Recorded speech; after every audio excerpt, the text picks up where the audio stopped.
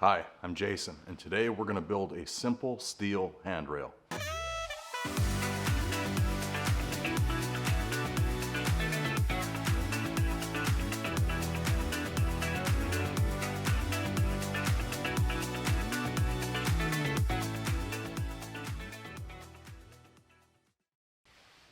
All right, we are inside the shop today, and I need to build a handrail for this set of stairs. Now, I could have done this with a variety of materials, but I've kind of got this urban retro industrial feel in the inside of my shop, so I made the decision to use steel. So I'm going to show you the tools I use, the process and steps I take to get to the end result, and hopefully this will give you the confidence to tackle a similar project yourself. Make sure you stick around to the end of the video so you can see the finished product. Let's get started. All right, so this is the set of stairs that we're going to build a handrail for, and rather than do the components separately and install them, I've chosen to just build them in place. So the first step in this project is we need to build some brackets that I can anchor to the stair skirt and thus weld all of the uprights to. So that's what we are going to make here. Using two different sizes of flat stock here, some 1.5 inch. That might be 2 inch, and some 3 inch. Need to drill some holes in these, so I'm using a center punch to establish a starting point. Then drilling the holes out at the drill press. And first safety tip and mistake in 3, 2, 1. I typically don't anchor materials unless I think I need to, and I thought wrong on these. I smartened up and drilled the rest of these using a vise.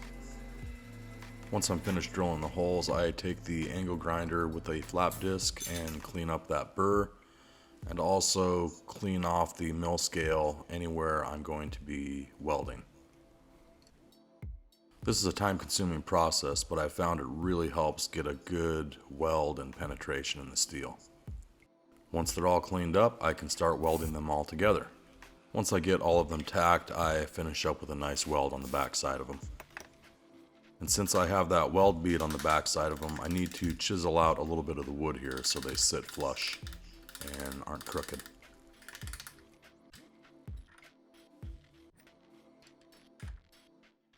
So I needed 3 of these brackets, and now that I have all 3 of them welded up and ready to install, I am installing them using some 3/8 leg bolts that are 2 inches long. And the bolts on the side are 1.5 inches long, so I don't poke through the wood on the other side.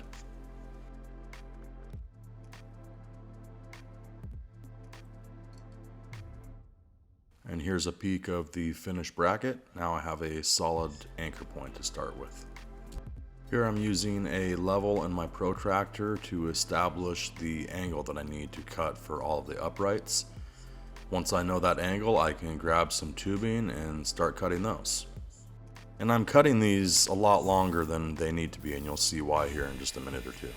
Once these are cut, I can go ahead and tack weld them using a couple of levels to make sure they're plumb, and then take them off and bring them over to the welding table where I can weld out that seam.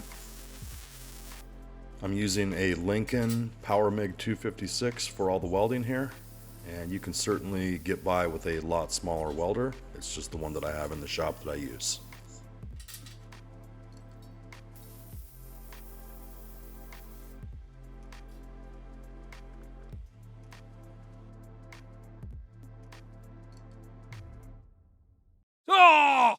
Did I fool you?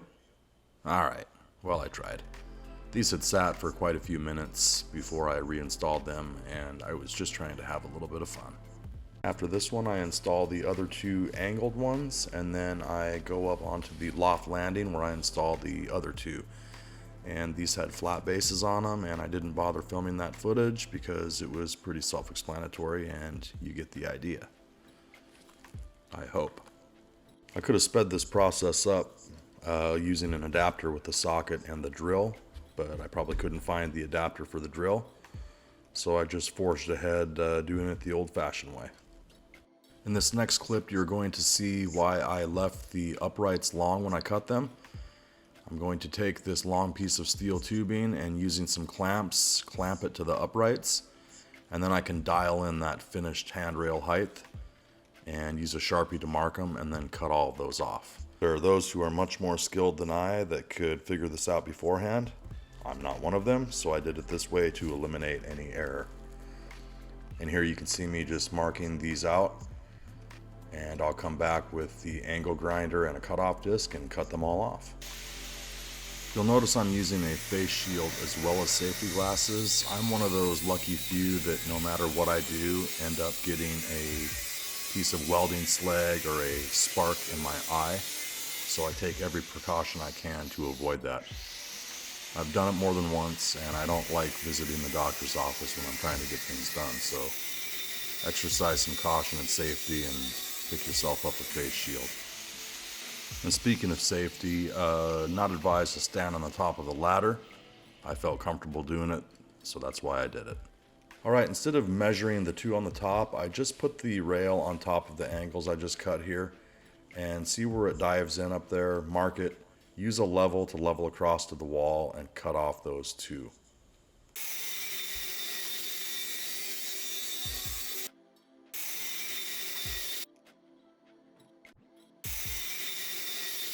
Once I get these two cut up on the landing, I can go ahead and install the top portion of the rail.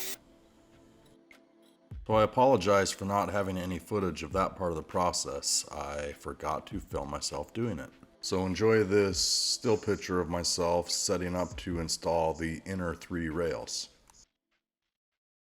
To get precise spacing of these three rails, I am using Fireball Tools magnetic shims. I love using these. They come as a complete set and can be purchased at fireballtools.com. They make spacing out components very easy. Once I get the upper and lower right where I want them to be, it's just a matter of splitting the difference for the center one.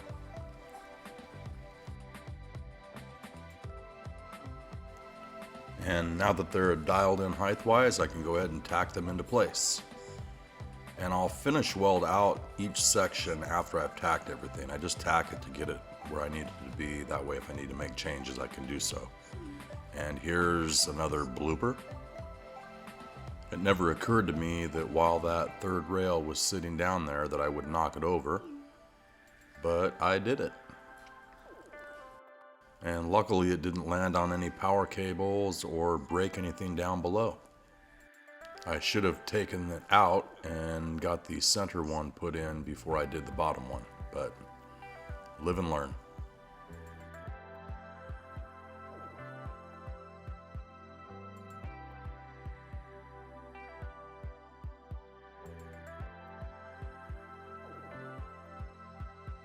I started with the layout spacing up on this loft portion because it was a nice flat surface and it was easy to do. And once I have that spacing figured out, I can just transfer that down to the angled portion of the stairs.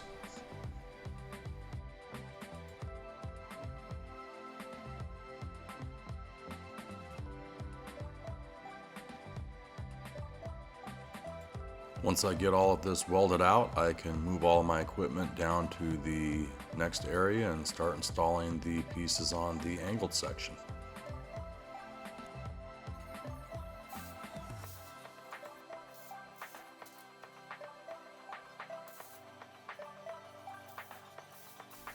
Here's a close-up view of these Fireball Tool magnetic shims. You just stack them for the spacing you want and put your piece on top of them. It holds everything into place, and it sure makes welding a heck of a lot easier.